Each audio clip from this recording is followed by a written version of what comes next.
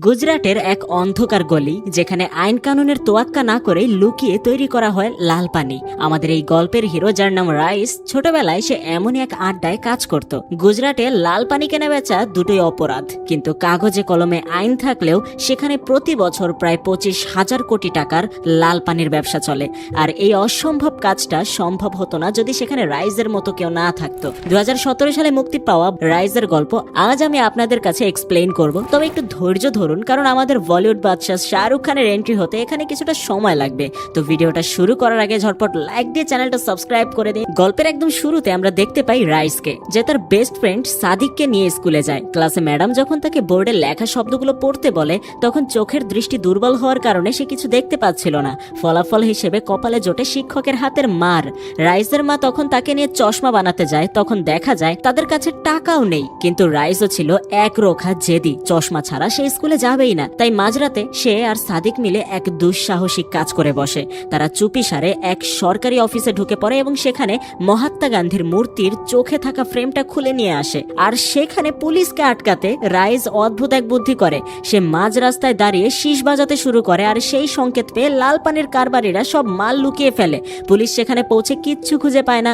রাগ সামলাতে না পেরে এক পুলিশ অফিসার ছোট্ট রাইসকে চড় মেরে বসে। তখনই রাইজের মা এসে তাকে আগলে নেয়। পুলিশ অফিসার যখন তাদের আজে বাজে কথা বলছিল, তখন রাইজের মা বুক ফুলিয়ে এক ঐতিহাসিক কথা বলেন, যেটা হলো, কোনো ধান্দাই ছোট নয়, আর ধান্দার থেকে বড় কোনো ধর্ম নেই। সেই রাতে ঘুমানোর আগে রাইজ তার মাকে জিজ্ঞাসা করে, আসলেও কি কোনো ব্যবসা ছোট নয়? মা তাকে বুঝিয়ে বলেন, ব্যবসা ততক্ষণ পর্যন্ত ঠিক আছে যতক্ষণ না সেটা দিয়ে কারো ক্ষতি হচ্ছে। পরদিন সকালে রাইস সিদ্ধান্ত নেয় সে আর ছোটখাটো দেশি কারবার করবে না। সে সাদিককে বলে তারা এখন জয়রাজ শেঠের কাছে যাবে, যে পুরো এলাকায় বিদেশি লাল পানির একছত্র অধিপত্য করে। রাইজের স্বপ্ন এখন অনেক বড়, আর সেই লক্ষ্যেই সে জয়রাজের সাথে হাত মিলিয়ে বড় খেলায় নামার প্রস্তুতি নেয়। এখান থেকে শুরু হয় এক সাধারণ ছেলের বড় ডন হয়ে ওঠার রোমাঞ্চকর একটা জার্নি। যখন রাইস আর সাদিক জয়রাজ শেঠের ডেরায় গিয়ে হাজির হয়, জয়রাজ শেঠের লোক তাদের পরিচয় করিয়ে দিতে বলে যে এই পিচ্চিগুলো আগে ইলিয়াসের হয়ে কাজ করত। চশমা পরার কারণে সে রাইসকে ব্যাটারি বলে খেপাতে শুরু করে। কিন্তু রাইস দমে যাওয়ার পাত্র নয়। সে খুবই শান্ত মাথায় লাল পানির বোতলগুলোর উপর খবরের কাগজ পেঁচিয়ে সেগুলো স্কুলের ব্যাগের ভেতর এমন ভাবে লোড করে যে বাইরে থেকে বোঝার কোনো উপায় নেই। ঠিক তখনই সেই লোকটা আবারও তাকে নিয়ে মশকরা করলে রাইস তার জ্যামিতি বক্সের কম্পাস বের করে লোকটার পেছনে সজোরে গেঁথে দেয়। শুধু তাই নয়, যাওয়ার সময় খুব ঠান্ডা গলায় ওয়ার্নিং দিয়ে যায়, ব্যাটারি নেহে বলনে কা। কারণ রাইসের কাছে আত্মসম্মানটাই সব। স্কুলের ব্যাগ পিঠে থাকায় পুলিশও তাদের সন্দেহ করে না। আর এভাবেই রাইসের বুদ্ধিতে জয়রাজের মাল নিরাপদে পৌঁছে যায়। রাইসের এই সাহস আর ট্যালেন্ট দেখে জয়রাজ মুগ্ধ হয়ে যায় এবং পরদিন থেকেই তাদের নিজের দলে পাকাপাকিভাবে কাজ দিয়ে দেয়। এরপর সময় দ্রুত বয়ে যায়। দেখতে দেখতে সাদিক আর রাইস এখন টকবগে যুবক, আর জয়রাজ শেঠের চুল পাকা ধরেছে। এই দীর্ঘ সময় রাইস হয়ে উঠেছে জয়রাজের সবচেয়ে বিশ্বস্ত আর ডান হাত। ঠিক সেই মুহূর্তেই পর্দায় ঘটে আমাদের কিং খান অর্থাৎ শাহরুখ খানের ধামাকা এন্ট্রি। ঘটনাটা ঘটে যখন এক পুলিশ অফিসার জয়রাজের লাল পানির ট্রাক আটকে দেয় এবং ট্রাকের চাকার হাওয়া ছেড়ে দেয়। রাইস সেখানে এসে খুব শান্তভাবে পুলিশ অফিসারের পকেটে ঘুষের টাকা গুজিয়ে দিয়ে বলে, হিসাব বরাবর। কিন্তু অফিসার যখন তাকে অপমান করার চেষ্টা করে, রাইস তার আসল রূপ দেখায়। তাকে টেনে হিচড়ে ট্রাকের চাকার কাছে নিয়ে যায় এবং তাকে দিয়ে চাকায় পাম্পার দিয়ে হাওয়া ভরায়। রাইস তাকে বুঝিয়ে দেয় যে তার কাছে তার আত্মসম্মানটাই সব থেকে বেশি, অর্থাৎ ভালো ভালো ব্যবসা করতে দিলে সবারই লাভ। সেই রাতেই রাইসের মনে বড় কিছু করার জেদ চাপে। সে জয়রাজকে বলে যে সে তার থেকেই 1 লাখ টাকার মাল কিনবে, কিন্তু এই মুহূর্তে তার কাছে কোনো টাকা নেই। সে কেবল বিশ্বাসের উপর মাল চায়। এটা শুনে জয়রাজের বন্ধুরা হো হো করে হাসতে শুরু করে, কারণ এই লাইনে টাকা ছাড়া কথা চলে না। তবে বহু বছর বিশ্বস্ততার সাথে কাজ করায় জয়রাজ তাকে একটা সুযোগ দেয়। সে রাইসকে মাত্র 72 ঘন্টা অর্থাৎ 3 দিন সময় দেয় টাকা জোগাড় করার জন্য। রাইস ঘড়ির দিকে তাকিয়ে চ্যালেঞ্জটা গ্রহণ করে, কারণ এবার কথা উঠেছে তার ইজ্জতের ওপর। বাসায় ফেরার পথে রাইজের বাইকের সাথে এক লোকের প্রায় অ্যাক্সিডেন্ট হতেই যাচ্ছিল। ওই লোকটার কাছে একটা ছাগল ছিল। সে জানায় যে এখন ঈদের সময় চলছে আর একটা ভালো ছাগল বাজারে 5 থেকে 10,000 টাকায় বিক্রি হতে পারে। এই সামান্য তথ্যটাই রাইজের মাথায় একটা মাস্টার প্ল্যান খেলে দেয়। সে দ্রুত নিজের মহল্লার এক শোরুমে যায় এবং টেস্ট ড্রাইভের বাহানায় একটা দামি গাড়ি নিয়ে বের হয়। জামানত হিসেবে সে নিজের পুরনো মোটরসাইকেলটা সেখানে রেখে আসে। সেই নতুন গাড়িটা নিয়ে সে সোজাসুজি শহরের বাইরের এক বড় ব্যবসায়ীর কাছে চলে যায়। 1 লাখ টাকা দামের সেই ঝকঝকে গাড়িটার বিনিময়ে রাইজ ওই ব্যবসায়ীর কাছ থেকে এক ট্রাক ভর্তি ছাগল নিয়ে নেয়। রাইজের কাছে এখন কোনো নগদ টাকা নেই ঠিকই, কিন্তু এক ট্রাক দামি ছাগল আছে, যা দিয়ে সে তার জীবনের সব থেকে বড় জুয়াটা খেলতে যাচ্ছে। রাইজের এই তীক্ষ্ণ বুদ্ধি আর ঝুঁকি নেওয়ার ক্ষমতা তাকে তাকে সাধারণ অপরাধী থেকে কিং মেকার হওয়ার পথে আরো এক ধাপ এগিয়ে নিয়ে যায়। রাইজের কাছে এখন 1 লাখ টাকার ছাগল আছে ঠিকই, কিন্তু সে জানে এই ছাগলগুলো যদি সে স্থানীয় বাজারে বিক্রি করে তবে খুব একটা লাভ হবে না। তাই সে সাদিককে নিয়ে সোজাসুজি পাড়ি জমায় মুম্বাইয়ের উদ্দেশ্যে। রাইজের হিসাব ছিল পরিষ্কার কুরবানির ঈদের সময় মুম্বাইয়ের বাজারে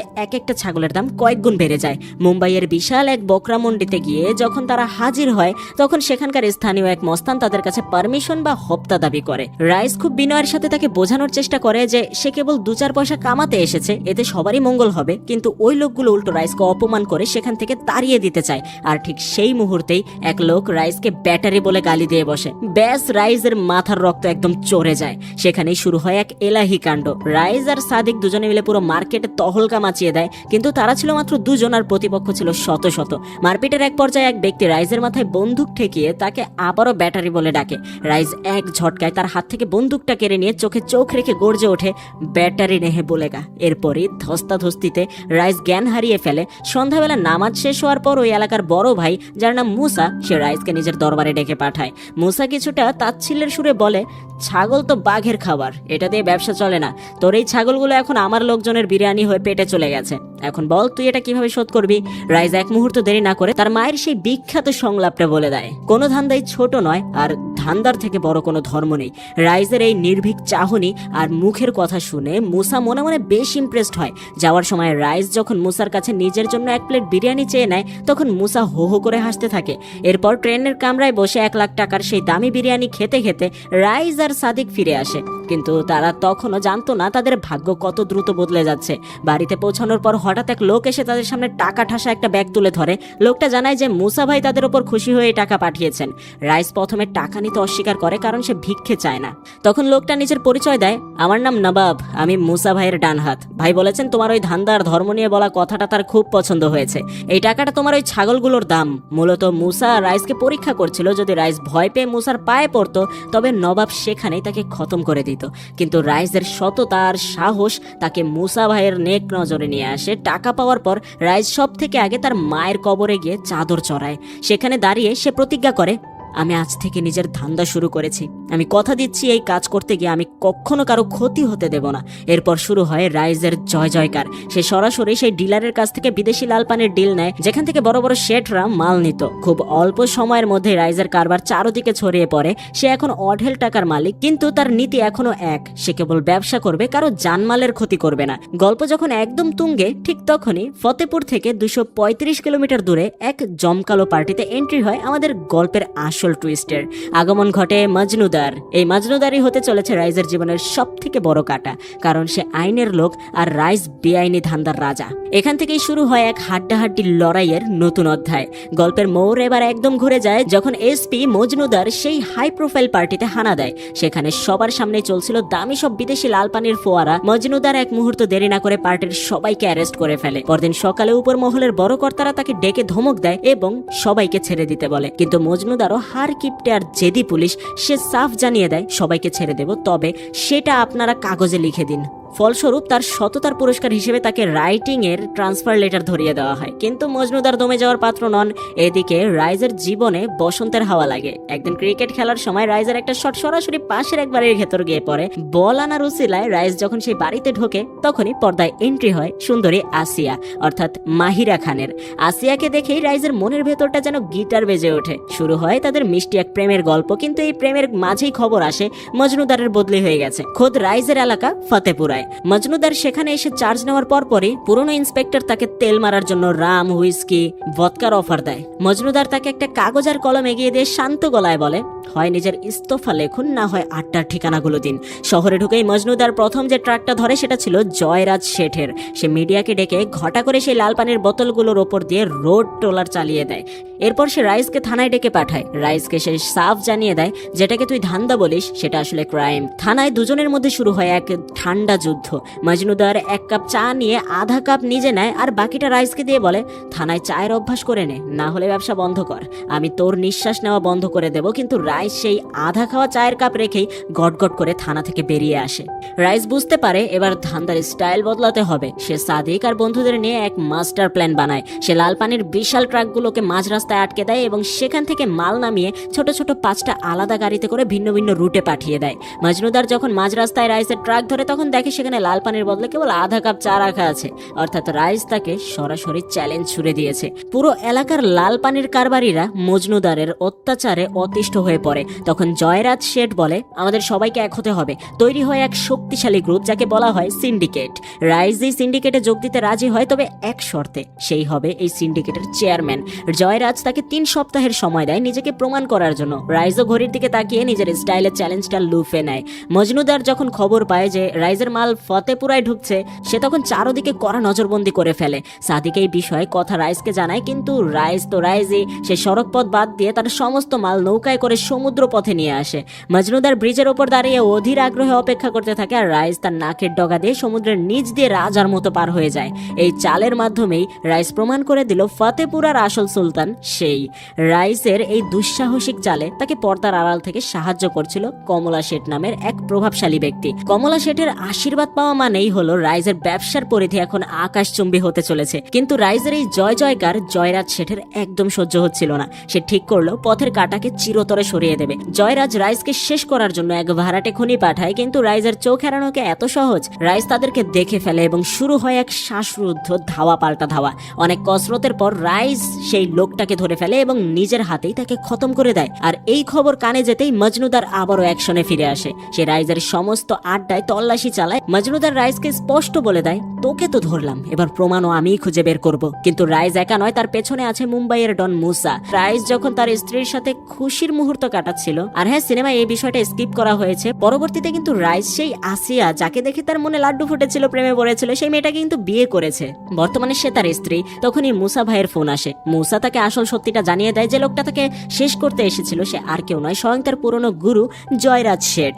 গুরুর এই বিশ্বাসঘাতকতা রাইজের ভেতরে একদম দাবানল জ্বালিয়ে দেয়। সেই রাতেই রাইজ হাজির হয় জয়রাজের ক্লাবে, যেখানে তখন এই লায়লা লায়লা গানের উদ্যম নাচ চলছে। ভিড়ের মাঝে নিজেকে লুকিয়ে রাইজ লক্ষ্য স্থির করে। জয়রাজের কাছে পৌঁছানোর ঠিক আগেই সে এক ড্যান্সারের কোমরের বেল্ট থেকে নিজের অস্ত্রটা বের করে নেয়। এরপর শুরু হয় এক বিভৎস লড়াই। রাইজ একাই জয়রাজের সব দেহরক্ষীকে শেষ করে সামনে এগিয়ে দাঁড়ায়। যখন দুজন মুখোমুখি হয়, জয়রাজ নিজের কৃতকর্মের লজ্জায় রাইজের চোখে চোখ রাখতে পারছিল না। সেই মুহূর্তে রাইজের চোখের সামনে ভেসে ওঠে তার ছোটবেলা, জয়রাজের সাথে কাটানো সেই দিনগুলো। কিন্তু ধান্দার দুনিয়ায় আবেগের কোনো জায়গা নেই। রাইজ নিজের হাতে জয়রাজকে শেষ করে দেয়। তবে বাড়িতে ফেরার পর রাইজ নিজেই নিজের সাথে যুদ্ধ করছিল। সে আয়নায় নিজের চোখের দিকে তাকাতে পারছিল না, কিন্তু তার স্ত্রী তাকে সামলে নেয় এবং সাহস যোগায়। ফতেপুরায় জয়রাজের খুনের ঘটনার পর পুলিশের ওপর চাপ সৃষ্টি হয়, যার ফলে মজনুদারকে আবারও ট্রান্সফার করিয়ে দেওয়া হয়। এখন রাইজকে আটকানোর মতো আর কেউ নেই। সে নিজের রাজত্বকে আরো বিশাল করে তোলে। পুলিশের রেড থেকে বাঁচতে সে এক অদ্ভুত বুদ্ধি বের করে। প্রতি মাসের শেষে সে নিজেই একটা লাল পানি ভর্তি ট্রাক পুলিশকে ধরিয়ে দিত, যাতে পুলিশ খাতা কলমে তাদের কাজ দেখাতে পারে। এমনকি সে স্টাইল করে পুলিশের সাথে ছবি তুলে খবরের কাগজে ছাপিয়ে দিত। রাইজের দাপট বাড়লেও সে সাধারণ মানুষের কথা ভুলে যায়নি। তার মহল্লার মহিলারা যখন অভাবের অভিযোগ নিয়ে আসে, রাইজ তাদের জন্য কর্মসংস্থানের ব্যবস্থা করে। সে তাদের কাপড়ের থলি সেলাই করার কাজ দেয় এবং থলির ভেতরে লাল পানির বোতল লুকিয়ে সে এখন হোম ডেলিভারি করতেও শুরু করে। এভাবে দিন কাটতে থাকে এবং এক সময় রাইজের ঘরে এক ফুটফুটে পুত্র সন্তান জন্ম নেয়। রাইজ এতটাই বেপরোয়া যে সেই খুশির মিষ্টি সে খোদ মজনুদারের কাছেও পাঠিয়ে দেয়। কিন্তু সবকিছুর মাঝেই হঠাৎ একদিন তার মহল্লার এক মিল শ্রমিক নিজেকে শেষ করে দেয়।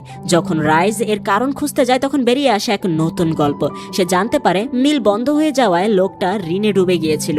মালিক শ্রমিকদের পাওনা দিতে অস্বীকার করায় সে এই পথ বেছে নেয়। ওই শ্রমিকের বিধবা স্ত্রী যখন রাইজের সামনে কান্নায় ভেঙে পড়ে, তখন রাইজ ঠিক থাকতে পারে না। সেই রাতে রাইজ আর সাদিক মিলে মিল মালিকের কাছে যায়। প্রথমে রাইজ খুব ভদ্রভাবে তাকে অনুরোধ করে যেন গরিব শ্রমিকদের হকের টাকা বুঝিয়ে দেওয়া হয়, কিন্তু অহংকারী মালিক যখন সাফ মানা করে দেয়, তখন রাইজ তার আসল রূপ দেখায়।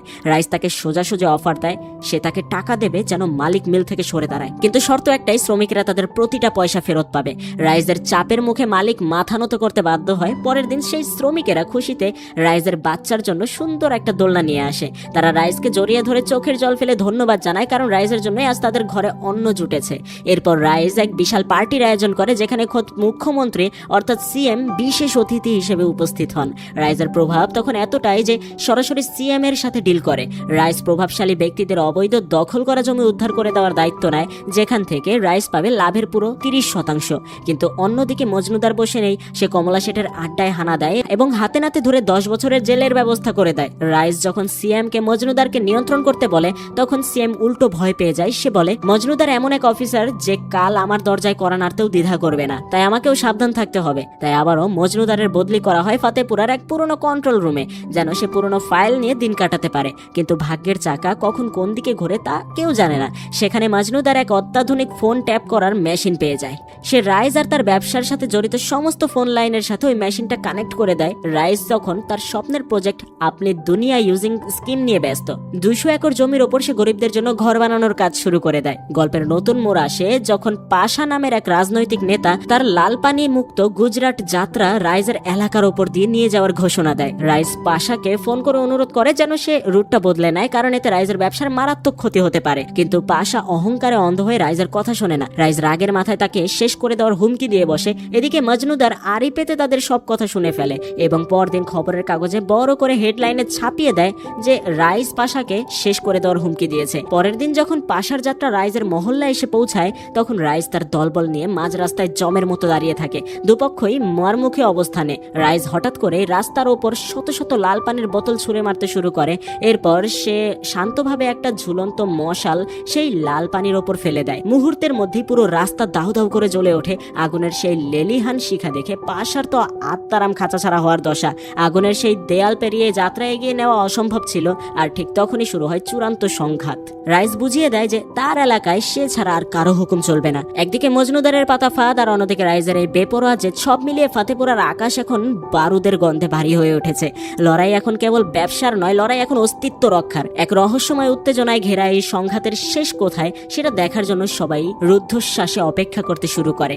রাস্তার উপর জ্বলন্ত লাল পানির আগুন আর চারিদিকে উত্তপ্ত জনতা পরিস্থিতি মুহূর্তে নিয়ন্ত্রণের বাইরে চলে যায়। সাধারণ মানুষ আর রাইসের সাঙ্গপাঙ্গরা মিলে পুলিশ বাহিনীর উপর চড়াও হয়। পুরো এলাকা রণক্ষেত্রে পরিণত হয়। চারিদিকে তখন দাঙ্গার কালো ধোঁয়া, আর সেই ধোঁয়ার বুক চিরে রাজার মতো এন্ট্রি নেয় রাইস। সেই সোজা গিয়ে পাশার কলার চেপে ধরে, তার মুখের ওপর মাইকটা ছুঁড়ে মারে।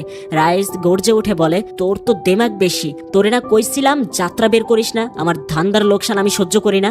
এই ভয়াবহ দাঙ্গার পর চারদিক থেকে মিডিয়ার প্রেসার আসতে শুরু করে খোদ সিএম এর ওপর। সিএম রাইসের সাথে দেখা করে তাকে প্রস্তাব দেয়, রাইস পরিস্থিতি শান্ত করতে তোকে কদিন জেলে যেতেই হবে, তবে চিন্তা করিস না, জেলের ভেতর তুই সব রাজকীয় সুবিধা পাবি, ওখান থেকেই ধান্দা চালাবি, আমি তোর সাথে আছি। সিএম এর মিষ্টি কথায় ভুলেই রাইস রাজি হয়ে যায় এবং জেলে চলে যায়। কিন্তু রাজনীতির খেলা বড়ই অদ্ভুত। একদিন সকালে মজনুদারের খবরের কাগজ হাতে সোজা জেলের ভেতরে রাইসের কাছে গিয়ে হাজির হয়। সেই কাগজ দেখে রাইসের পায়ের তলা থেকে মাটি সরে যায়। সিএম আর পাশা এক হয়ে হাত মিলিয়েছে আর রাইসকে তারা মাঝ রাস্তায় ফেলে দিয়েছে। এখন চাইলেও রাইস জেল থেকে বের হতে পারবে না। তবে রাইস তো দমে যাওয়ার পাত্র নয়। সে সাদিক আর আসিয়াকে ডেকে পাঠায় এবং জেল থেকে ইলেকশন লড়ার ঘোষণা দেয়। সাদিক ভয় পেয়ে বলে, ভাই এটা তো চারটিখানি কথা নয়, আর টাকা আর ভোট দুটোই লাগবে। রাইস আত্মবিশ্বাসের সাথে বলে, টাকার ব্যবস্থা তোরা কর আর ভোট আমি জোগাড় করব। আমি এই মহল্লার মানুষের জন্য যা করেছি তাতে এই ভোট আমি জিতবো। শুরু হয় রাইসের রাজনীতির নতুন ইনিংস। তার পার্টির প্রতীক হয় ঘুড়ি। চারিদিকে রাইসের পোস্টার আর ফেস্টুনে ছেয়ে যায়। আসিয়া নিজে বাড়ি বাড়ি গিয়ে ভোট চাইতে শুরু করে। ভোটের দিন দেখা গেল মানুষ শুধু ভোটই দিচ্ছে না, তারা তাদের মাসিয়ার জন্য দোয়াও করছে। রেজাল্ট বেরোলে দেখা যায় রাইস বিপুল ভোটে জয়ী হয়েছে। এমএলএ হওয়ার সুবাদে রাইস এখন জামিনে মুক্ত। জেলের গেটে হাজার হাজার মানুষ তাকে স্বাগত জানাতে আসে। ফাতেপুরায় ফিরে আসার পর রাইসকে নিয়ে শুরু হয় এক বিশাল উৎসব। জেল থেকে বের হয়েই রাইস তার স্ত্রীকে নিয়ে তার স্বপ্নের প্রজেক্ট আপনি দুনিয়া দেখাতে নিয়ে যায়। সে আবেগী গলায় বলে, এখানে কারো পেটে খিদে থাকবে না, অভাবের তাড়না থাকবে না। এখানকার প্রতিটি সকাল হবে ঈদের মতো, আর প্রতিটি রাত হবে দেওয়ালের মতো। মহল্লার মানুষ এই স্কিম দেখে খুশি হয় ঠিকই, কিন্তু তাদের কপালে চিন্তার ভাঁজ পড়ে, এত টাকা তারা কোথায় পাবে। রাইস তাদের আশ্বস্ত করে বলে, তোমাদের এখন মাত্র অর্ধেক টাকা দিতে হবে, বাকি টাকা আগামী 10 বছর ধরে কিস্তিতে শোধ করো। আর প্রথম দিন থেকেই তোমরা এই ঘরের মালিক হবে। মানুষের আনন্দের সীমা থাকলো না। পরের দিন থেকেই সবাই টাকা জমা দিতে শুরু করে আর আপনি দুনিয়ার কাজ পুরো দমে চলতে থাকে।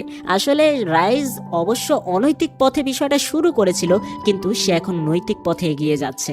গল্পের এই পর্যায়ে এসে দেখা যায় মজনুদার এখন এসপি ক্রাইম আর রাইস হলো একজন প্রভাবশালী এমএলএ। ক্ষমতার এই অসম লড়াইয়ে যখন তাদের আবারও দেখা হয় তখন বাতাসের সেই টান টান উত্তেজনা দেখে বোঝাই যাচ্ছিল এবার সংঘাত আরো গভীর হতে চলেছে। মজনুদার আর রাইসের যখন আবারও দেখা হয় তখন তাদের মধ্যে কথাবার্তা ছিল একদম মাপা। মজনুদার খুবই শান্ত গলায় রাইসকে বুঝিয়ে দেয় যে এইবার তো তার ট্রান্সফার হয়নি, তার পেছনে রাইসের কোনো হাত নেই। রাইসও দাপটের সাথে উত্তর দেয় সে সেটা ভালো করেই জানে, কিন্তু মজনুদার যাওয়ার আগে একটা বড় সতর্কবাণী দিয়ে যায় যে সে বলে, আমাকে শুধু একটা সুযোগ দিস রাইস, এবার আর তোকে কেউ বাঁচাতে পারবে না।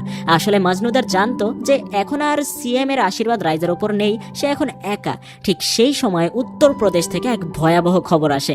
দাঙ্গাকারীরা একটা ট্রেন পুড়িয়ে দিয়েছে যেখানে অনেক নিরীহ মানুষ মারা গেছে। মুহূর্তের মধ্যেই পুরো দেশ উত্তপ্ত হয়ে ওঠে, চারিদিকে দাঙ্গা আর কারফিউ শুরু হয়ে যায়। এই কঠিন সময়েও রাইস তার মনুষ্যত্ব হারায়নি। সে নিজের টাকায় হাজার হাজার মানুষের জন্য খাবার বানায় এবং পুলিশের মাধ্যমে প্রতিটি ঘরে ঘরে সেই খাবার পৌঁছে দেওয়ার ব্যবস্থা করে। রাইজের কাছে হিন্দু বা মুসলমান বলে কোনো ভেদাভেদ ছিল না, তার কাছে বড় ছিল মানুষের পেট। কিন্তু ওদিকে সিএম আর পাশা মিলে এক নোংরা চাল চাললো। তারা সেই আপনি দুনিয়া প্রজেক্টের জমিতে রাতারাতি গ্রিন জোন ঘোষণা করে দেয়, অর্থাৎ যেখানে মানুষের স্বপ্ন আর ঘরবাড়ি হওয়ার কথা ছিল সেখানে এখন কেবল চাষাবাদ হবে। এখন এক ঝটকায় রাইজের তিলে তিলে গড়া স্বপ্ন তছনছ হয়ে যায়। তার উপর ইলেকশন, মানুষের খাবার আর প্রজেক্টের পেছনে টাকা খরচ করতে করতে রাইজের তিজুরি এখন প্রায় খালি। সে যখন সাদিকের কাছে হিসাব চায় তখন সাদিক জানায় যে তাদের সব জমানো টাকা শেষ হয়ে গেছে। রাইস যেন পাগল হয়ে যাচ্ছিল, কারণ প্রজেক্ট বন্ধ হয়ে যাওয়ায় এখন মানুষকে তাদের কষ্টের টাকা ফেরত দিতে হবে। এই প্রথম ফতেপুরার সুলতান নিজেকে বড় অসহায় অনুভব করে। সে যখন অস্থির হয়ে রাস্তায় বের হয় তখন তার মহল্লার এক সাধারণ মানুষ হাসি মুখে তাকে সালাম দেয়। সেই ভালোবাসা দেখে রাইসের ভেতরটা কান্নায় ভেঙে পড়ে। সে বাড়ি ফিরে তার স্ত্রীর কোলে মাথা রেখে অঝরে কাঁদতে থাকে। টাকার পাহাড় গড়তে গিয়ে সে রাইস এখন ঋণের সাগরে ডুবে গেছে। উপায়ন্তর না দেখে সে আবারও মুম্বাইয়ের ডন মুসা ভাইয়ের কাছে হাত পাততে বাধ্য হয়। মুসা বুঝতে পারে যে রাইস এখন নিরুপায়। সে দয়া দেখানোর ভঙ্গিতে বলে, আমি তোকে কর্জ দেব না, তবে একটা কাজ দিতে পারি। বাধ্য হয়ে রাইস মুসার সোনা পাচারের ডিলটা মেনে নেয়। সে সোনার বিস্কুটের সাথে কালো রঙের এক ধরনের আজব প্যাকিং ম্যাটেরিয়াল ছিল। নবাব রাইসকে বুঝিয়ে দেয় যে এটা কেবল সোনা নিরাপদে রাখার প্যাকিং। এই কাজের বিনিময়ে রাইস এক ব্যাগ ভর্তি টাকা পায়। টাকা পেয়ে রাইস আর সাদিক যেন আকাশের চাঁদ হাতে পায়। তারা মহল্লার প্রতিটি মানুষের পাওনা টাকা কড়ায় গন্ডায় মিটিয়ে দেয়। মানুষের চোখে রাইজের সম্মান আরো বেড়ে যায়। চারিদিকে আবারও রাইজের জয় জয়কার।